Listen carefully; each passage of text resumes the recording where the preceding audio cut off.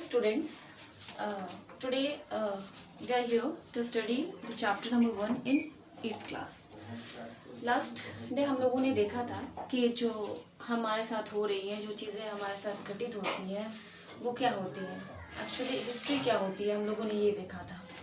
दूसरा चीज़ हम लोगों ने देखा था कि how dates are important to us. हम लोगों ने इस बारे में फोकस किया था कि डेट्स हमारे लिए किस तरीके से इम्पोर्टेंट है, और जो हिस्ट्री हमारी लिखी जाती थी पहले उसमें डेट्स के क्या इम्पोर्टेंस होते थे. तो आई होप कि जो हमने आप लोगों को क्लियर किया था पीछे के टॉपिक्स को वो आप लोगों को अच्छे से समझ में आई होगी. तो आगे बढ़ते हैं हम और हम देखते हैं कि विच डेट्स, ठीक है, मतलब कौन कौन से ऐसे डेट्स हैं जिनकी चर्चाएं हैं. सबसे पहले अगर हम बात करते हैं भारतीय इतिहासकारों की या फिर भारत के बारे में जो इतिहास लिखा दूसरे लोगों ने भी, तो जो भी भारत में इतिहास लिखा जाता था एक समय ऐसा समय आया था, मतलब एक सिचुएशन आई थी जब भारत में सिर्फ वायसराय गवर्नर जनरल्स की बात होती थी. कब लॉर्ड वेलेस्ली आए, कब वारन हेस्टिंग आए, कब लॉर्ड हेस्टिंग आए, विलियम बेंटिंक एंड सो मोर. तो क्या होता है ना कि सिर्फ और सिर्फ भारतीय इतिहास में उस समय अगर हम पढ़ते हैं तो उन्हीं के जीवन की चर्चा होती है कि पहला गवर्नर जनरल कब आता है, वो जब गवर्नर जनरल बनता है तो वो कौन सा वर्क करता है, वो जब गवर्नर जनरल रहता है तो उस टाइम में कौन सी युद्ध लड़ी जाती है, कौन सा वार होता है, when he dead, when the next governor general के, मतलब ये सिलसिला, ये परंपरा चलती रहती है कि एक गवर्नर जनरल के जाने के बाद दूसरा गवर्नर जनरल आता है, उसके बाद फिर तीसरा आता है. तो भारतीय इतिहास की अगर हम बात करते हैं तो उस समय की अगर जो हम बात कर रहे हैं तो गवर्नर जनरल्स के अलावा भारतीय इतिहास में एक तरह से कुछ था ही नहीं. बिल्कुल सिर्फ और सिर्फ राजाओं की बात होती थी और गवर्नर जनरल्स की बात होती थी. राजाओं और गवर्नर जनरल्स के अलावा भारतीय इतिहास में कुछ रह नहीं गया था. अगर हम इनकी ज़िंदगी से बाहर निकल के देखें तो भारतीय इतिहास में कुछ हमें देखने को उस समय का नहीं मिलता है. परंतु बहुत सारे इश्यूज थे हमारे सोसाइटी में, हमारे देश में, जो कि चल रहे थे उस समय, जिन पे फोकस नहीं किया गया है. सोसाइटी एक्चुअली उस समय 4 भागों में बांटी गई थी: ब्राह्मण, क्षत्रिय, वैश्य एंड शूद्र. तो ब्राह्मण जो होते थे सबसे उच्च कुल के होते थे, they were the upper level.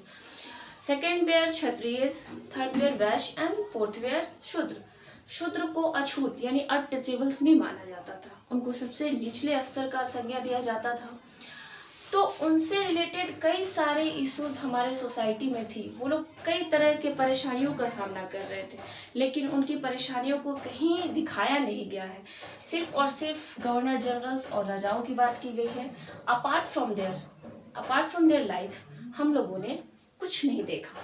लेकिन ये जो शूद्र जो थे, they were considered as untouchables, उनको अनटचेबल्स भी कहा गया. हम ये देखेंगे कि there were number of problems in the society related to them.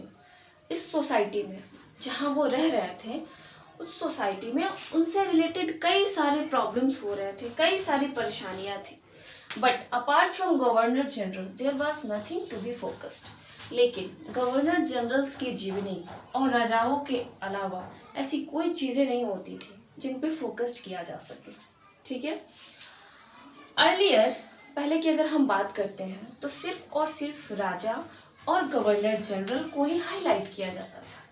कौन सा राजा कब बना, वो कितने दिन तक रूल किया, उसने कौन सी डायनेस्टी पे रूल किया, वो उसकी डेथ कब होती है, राजा के बारे में हम ये सब चीज़ें देखते थे. और अगर हम गवर्नर जनरल्स की बात करते हैं तो उनके बारे में हम देखते हैं कि कौन सा गवर्नर जनरल कब आता है, वो कौन कौन से काम करता है, वो जब गवर्नर जनरल रहता है तो कौन सी बैटल होती है, कौन सा युद्ध होता है, फिर वो गवर्नर जनरल कब उसकी डेथ हो जाती है, फिर नेक्स्ट गवर्नर जनरल कौन आता है, उसके क्या काम होते हैं.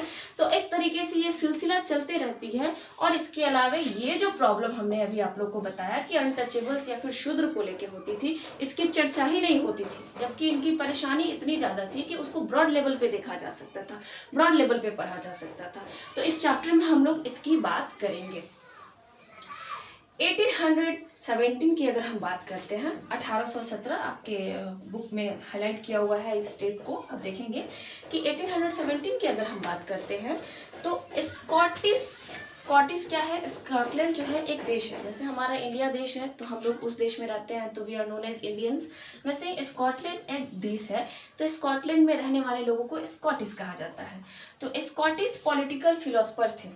क्या थे? स्कॉटिश पॉलिटिकल फिलोसफर थे। पॉलिटिकल फिलोसफर क्या होता है कि पॉलिटिकल जो भी टॉपिक्स होती हैं या फिर पॉलिटिक्स से जो भी रिलेटेड टर्म्स होते थे उसके बारे में वो जानकारियाँ प्रदान करते थे। तो वो 1817 में स्कॉटिश पॉलिटिकल फिलोसफर थे जिनका नाम था जेम्स मिल। जिनका नाम था जेम्स मिल। तो उन्होंने क्या किया कि हमारे भारत के इतिहास से संबंधित एक किताब लिखा। उस किताब का नाम था history of massive India. James मिल ने भारत से संबंधित एक किताब लिखा जिसका नाम था history of massive India. Firstly he studied the Indian history then wrote about it. उन्होंने ऐसे ही इस बुक की रचना नहीं की थी, उन्होंने पहले भारतीय सोसाइटी को देखा, भारत के बारे में पढ़ा, भारत को जाना, तब जाके उन्होंने अपने इस बुक को लिखा।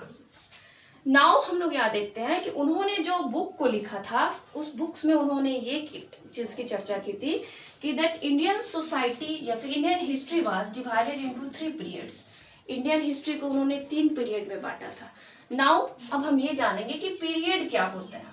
पीरियड टर्म्स को हम देखेंगे कि हमारी जो भारतीय इतिहास है या फिर कहीं की भी इतिहास होती है वो इतना लंबा होता है कि उसको एक वॉल्यूम में हम नहीं पढ़ पाते हैं, तो उसके लिए उसको छोटे छोटे पार्ट्स में डिवाइड किया जाता है, पीरियड वाइज डिवाइड किया जाता है कि इजिली हम उसको समझ पाने में सक्षम हो पाए। तो क्या होता है कि उन्होंने इसी बेसिस पे इंडियन हिस्ट्री को 3 पार्ट्स में डिवाइड किया। फर्स्ट जो था हिंदू, दूसरा था मुस्लिम्स और तीसरा जो था वो ब्रिटिश था। First was Hindu, second was Muslim and third was British. तो हिंदू जो उन्होंने बताया था कि हिंदू जो पीरियड था तो वो इंडिकेट करता था कि उस समय जो भी राजाएं थे या फिर जो भी पावर्स होती थी वो सिर्फ उन लोगों के पास होती थी वो जो बाय रिलीजन हिंदू हुआ करते थे। Now we are talking about Muslims period की अगर हम बात करते हैं तो उन राजाओं की बात हो रही है जो मुस्लिम कैटेगरी से बिलोंग करते थे।